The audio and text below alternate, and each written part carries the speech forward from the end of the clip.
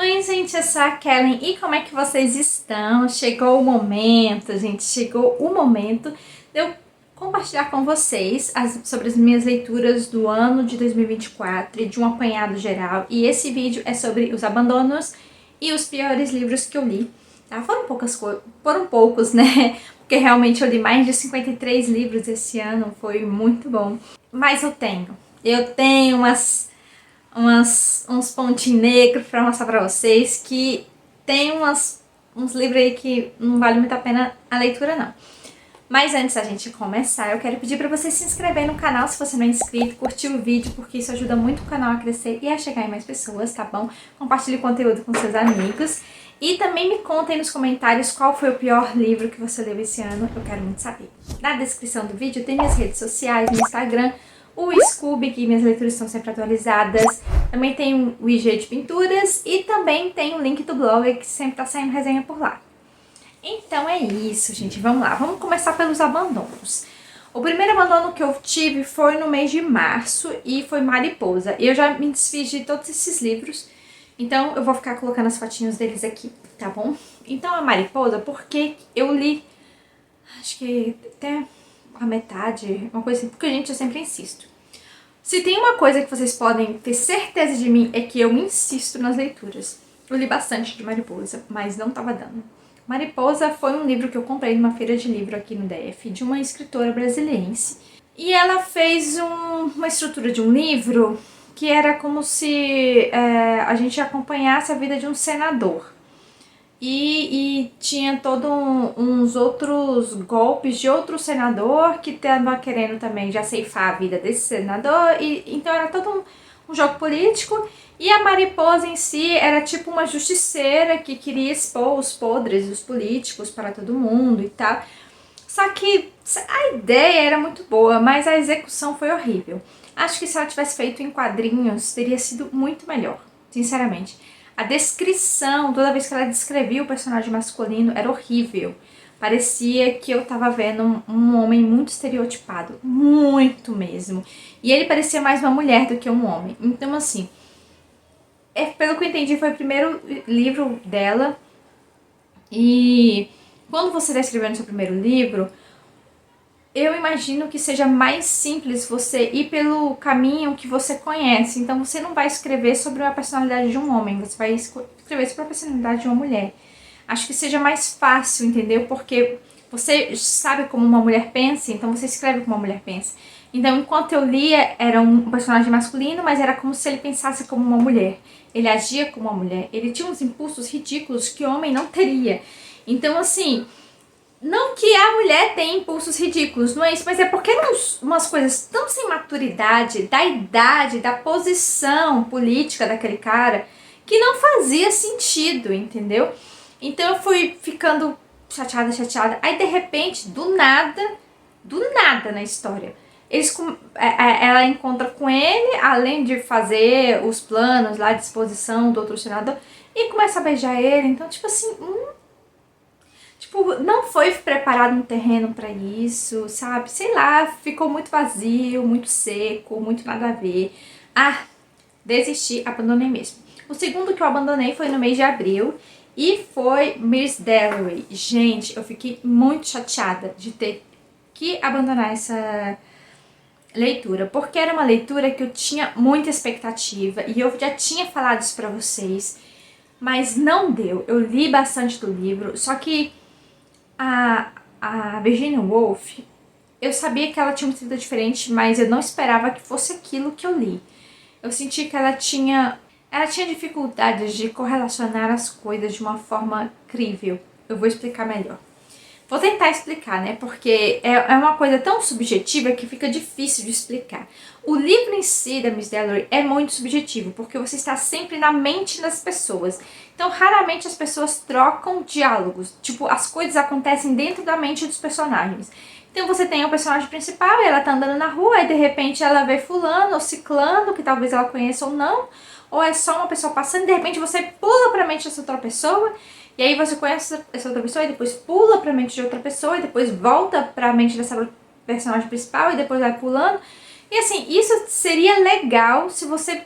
Pô, que legal, fica pulando de mente em mente, tá, mas na prática, pra mim, ficou horrível. E ficou...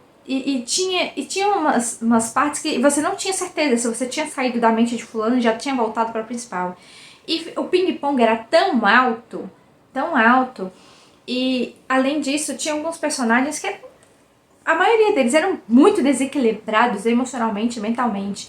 Então não tinham um equilíbrio normal do que é certo e do que é errado.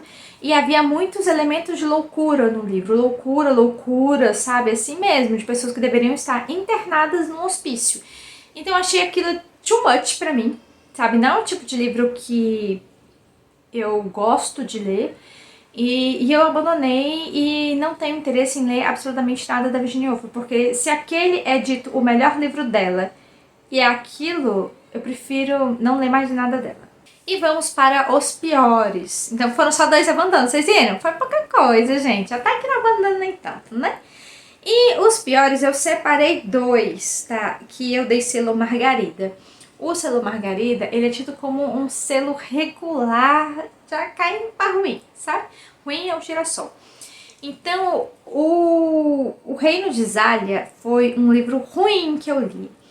Eu só não dei o selo girassol para ele porque alguns elementos do livro foram bem construídos, então eu tenho que levar isso em consideração. Mas a história em si é ruim, os personagens são ruins, o desenvolvimento é ruim, o final é ridículo, de absurdo, de horrível, entendeu? Então eu detestei muito e eu fiquei muito chateada porque foi uma indicação aqui do meio do Booktuber, aqui de várias Booktubers que eu tava acompanhando e elas indicaram. E eu tinha expectativas, porque tinha tudo para ser um livro muito bom, mas ele ficava sempre na mediocridade, sabe? Sempre no nível médio, nunca crescia e várias vezes ele dava uma derrapada para baixo. Em relação à colocação dos personagens, o desenvolvimento das coisas, então eu achei tudo muito... apesar disso eu li até o final, gente, porque eu queria ver no que ia dar.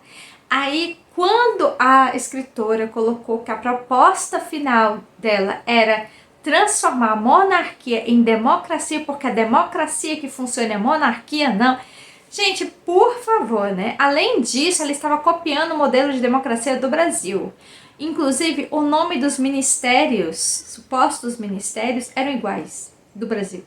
Então, achei aquilo muito absurdo, muita viajação. Ela podia ter encontrado... viajação, nem sei se existe essa palavra, mas ela podia ter encontrado um caminho diferente. Eu queria uma sugestão diferente, sabe, dentro da monarquia, que a Zália conseguisse, sabe, conduzir o principado dela de uma forma diferente, ouvindo mais o povo, criando ferramentas para ouvir o povo, para, sabe, também se posicionar a favor do povo, não só dos nobres. Mas, gente, não foi nada disso, foi tão superficial e tão artificial. Eu fiquei muito chateada, por isso que foi Margarida. E o último foi Um Cavaleiro a Bordo. Um Cavaleiro a Bordo é da série dos Roxbys. Eu li o primeiro livro, que foi muito bom. O segundo livro foi melhor, 1000 vezes melhor do que eu esperava. Acho que o segundo livro eu até gostei mais do que o primeiro. E eu tinha medo do segundo livro, achei que ia ser muito ruim. Mas o terceiro livro naufragou num nível assim absurdo. E é uma série da Julia Quinn, né? Eu tô colocando a fotinha dele aqui. Esse eu tenho um livro dele na estante. Eu ainda vou ver o que eu vou fazer com essa série. Se eu vou manter essa série na minha estante ou não. Porque esse livro, gente, é medonho. É medonho. Assim, a gente é um dos filhos dos Roxbys, né? Que ele age como um... Ele saiu da marinha, mas ele continua trabalhando pelo governo como espião. E aí ele é um cara mercante, mas pra todo mundo ele é um pirata. Então, tipo, ele tem 2 identidades e ele fica ocultando um mundo do outro. E aí uma Bridgerton aparece na vida dele, né? Que ele não tinha conhecido. E aí ele tenta proteger a tal da Bridgerton e vira uma zona. Mas todo o tempo que ele ficou no navio com ela poderia ter sido cenas tão melhores e foi tudo tão... placé? É isso que a gente pode falar? Foi tão meia boca, sabe? Não sei, eu não gostei. E aí quando foi pra terra firme, quando as coisas estavam começando a ter uma corzinha, eu achei, vai melhorar o livro.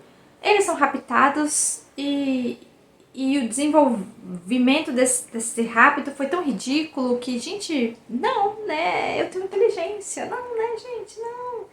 Então, assim, eu acho o pior livro dessa série até agora. Ainda tem mais um pra ler.